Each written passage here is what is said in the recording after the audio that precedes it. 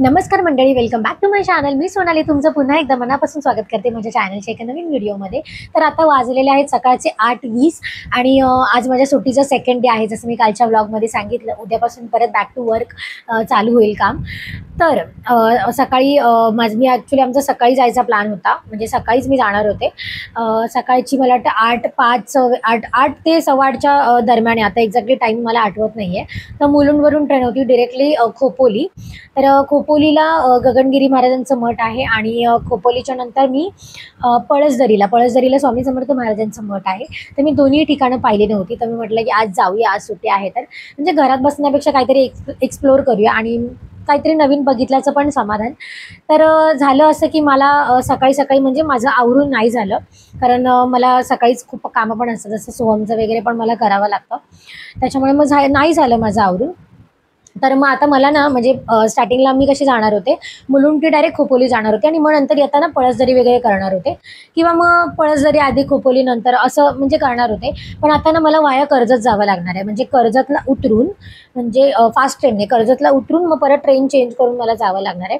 तर थोडंसं I think hectic असेल ते, पण बघूया. मला काहीच एक्सपिरियन्स नाही आहे आणि मी ना टाईम चेक केला तर मला वाटतं 2 तासाचं रनिंग आहे. त्याच्यामुळे मोबाईलला फुल चार्ज करून घेतलेला आहे, कारण मग काहीतरी आपलं बघत जाईल.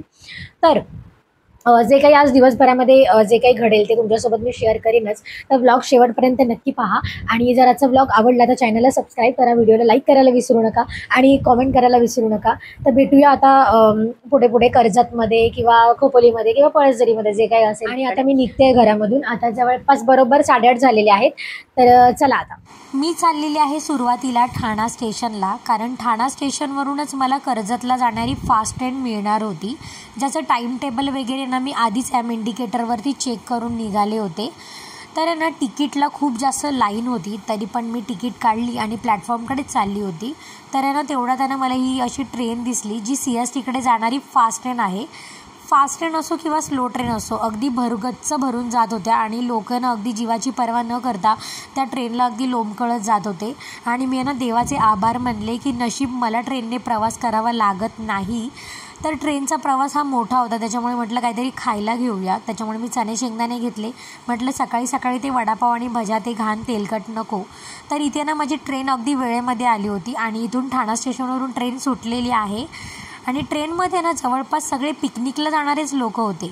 म्हणजे वाटेमध्येच नेरळ लागतं, तर नेरळ माथेरानला जाणारे किंवा खोपोलीला जाणारे किंवा कर्जतला पण काही प्लेसेस आहेत म्हणजे वॉटरफॉल्स वगैरे, तर तिकडे जाणारे लोक जास्त होते. म्हणजे आता इथे कदाचित दिसत नसेल, पण बहुतेक कॉलेज स्टुडंट्स वगैरे होते, म्हणजे ग्रुपने होते. आणि काही लेडीज ज्या आहेत ना, या माझ्या समोर बसलेल्या आहेत, हे सुद्धा पळसदरीलाच चालले होते स्वामींच्या मठामध्ये. बदलापूर गेल्याच्या नंतर काही वेळानंतर ना ट्रेनच्या बाहेर जेव्हा मी पाहिलं, तेव्हा खूप असं मोकळं वाटायला लागलं. म्हणजे असं गावाला जाताना कसं ट्रेनच्या बाहेर पाहिल्यावर वाटतं तसं, कारण बरीच मोकळी जागा आहे आणि पावसामुळे छान सगळीकडे हिरवंगार झालेलं आहे, ज्याच्यामुळे ना फ्रेश असं वाटत होतं, खूप छान वाटत होतं.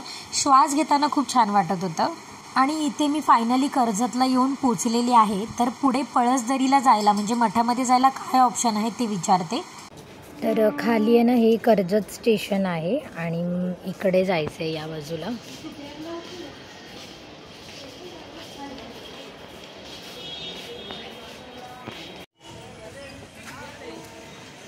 तर कर्जत स्टेशनवरून मी चालले आहे, जे ऑटो किंवा जे काही असेल त्याच्याने, कारण डायरेक्ट पळसदरी किंवा खोपोलीची ट्रेन 12ची आहे. तर एवढा वेळ नाही थांबणार.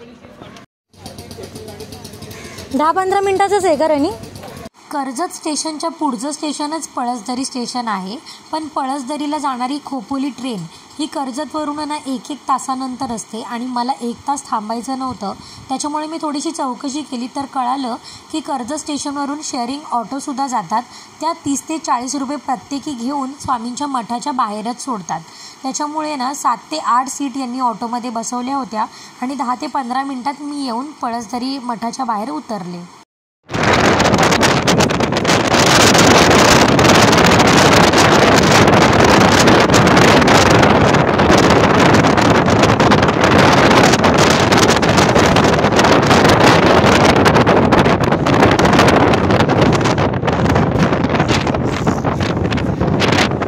पोचले आहे, इथे मठाच्या बाहेरच आहे आणि एवढं छान वातावरण आहे ना इकडे.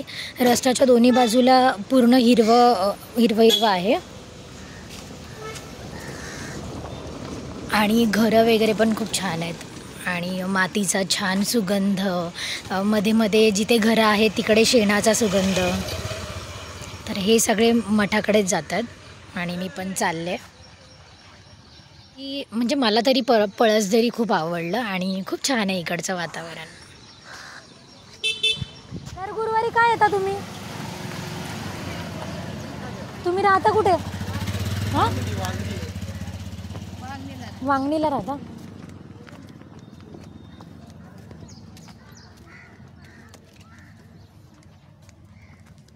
मठाच्या बाहेर पार्किंगसाठी खूप मोठी जागा आहे, जिथे 2 व्हीलर 4 व्हीलर 3 व्हीलर सगळं काही पार्क करू शकतो. आणि आज गुरुवार आहे त्याच्यामुळे भरपूर गर्दी होती गाड्यांची. तर लेफ्ट साईडला आहे ना काही बायका गावातल्या त्या फळं घेऊन विकायला बसलेल्या होत्या, गावठी भाज्या वगैरे ज्या आपण म्हणतो. आणि मठाच्या बाहेरच आहे ना चप्पलाचं मोठं स्टँड ठेवलेलं आहे, जे विनामूल्य आहे. तुमची चप्पल तिकडून कोणीही नेत नाही, एकदम अगदी व्यवस्थित ठेवू शकता. आणि मी आहे ना इथे आता आतमध्ये चालले.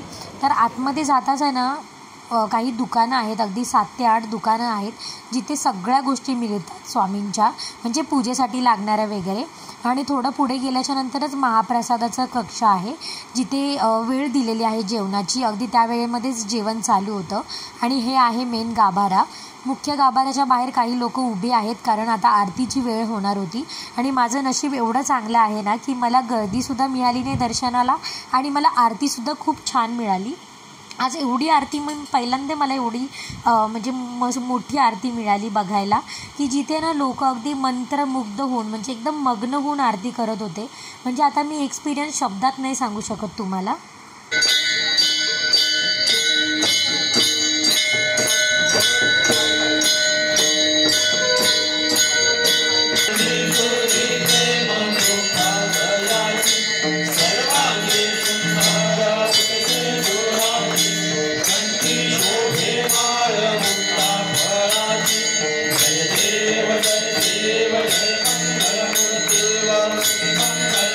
आत्तापर्यंत जेवढ्या मी आरत्या पाहिल्यात किंवा केल्यात ना, त्याच्यामधली ही आरती एकदम बेस्ट होती, जी मला खूप जास्त आवडली. आणि अक्षरशः डोळ्यात पाणी येत होतं, एवढं छान वाटत होतं मला तिकडे. त्यानंतर जेवणाच्या रांगेमध्ये मी उभे राहिले. अगदी एवढं छान उत्तम प्रकारे यांनी नियोजन केलेलं आहे सगळ्या गोष्टींचं. 15 ते 20 मिनटं मला फक्त रांगेमध्ये उभं राहावं लागलं. आज गुरुवार असूनसुद्धा खूप छान मॅनेज केलेलं आहे सगळ्या गोष्टी. आणि ज्यांचा उपवास आलेला आहे ना, त्यांना वेगळं जेवण दिलं जातं. बहुतेक ते उपवासाचं असेल कदाचित, आणि त्यांची वेगळी रांग लावली होती. तर जेवणामध्ये ना खूप छान असं जेवण, असं सात्विक जेवण म्हणता येईल त्याला. मुगाची भाजी, त्याच्यानंतर डाळ भात, पापड होता, गुलाबजाम होता स्वीटमध्ये, जिलेबी होती आणि लोणचं होतं, चपातीसुद्धा होती. खूप छान जेवण होतं, मला अगदी खूप आवडलं हे. आणि जेवण झाल्याच्या नंतर आहे ना आपलं ताट आणि ग्लास आपल्याला धुवावं लागतं, म्हणजे घासून ठेवावं लागतं. फक्त घासून आहे ना त्यांच्याकडे द्यायचं, त्याच्यानंतर ते लोक पुसून वगैरे परत म्हणजे दुसऱ्या जणांना जेवायला देतात. अगदी शिस्तबद्ध पद्धतीने, नम्रपणे, व्यवस्थित इथे म्हणजे इकडचे जे सेवेकरी आहेत ते भक्तांना हँडल करतात. आणि खूप छान एक्सपिरियन्स होता माझा. मला पर्सनली हे मठ खूप जास्त आवडलं. आणि मी आता इथून निघालेले आहे, कारण माझं दर्शन झालेलं आहे, प्रसाद घेऊन झालेला आहे. आणि मी यांना 2 म्हणजे दरवाजावरची एक पट्टी आणि एक स्वामींच्या फोटोखाली लावायला एक पट्टी घेतलेली आहे, ज्याच्यावरती स्वामींचंच नाव लिहिलेलं आहे, जे मी तुम्हाला आता पुढे दाखवते. तर असा बेस्ट एक्सपिरियन्स आणि खूप उत्तम दिवस माझा आजचा होता. तुम्हाला कसा वाटला हे मला नक्की कमेंट करून सांगा. आणि चॅनलला सबस्क्राईब करायला आणि लाईक करायला विसरू नका. तर भेटूया नेक्स्ट व्लॉगमध्ये, तोपर्यंत बाय. हा व्लॉग खूप मोठा होऊ नये म्हणून खोपोलीचा व्लॉग वेगळा अपलोड केलेला आहे, तर तो सुद्धा नक्की पहा.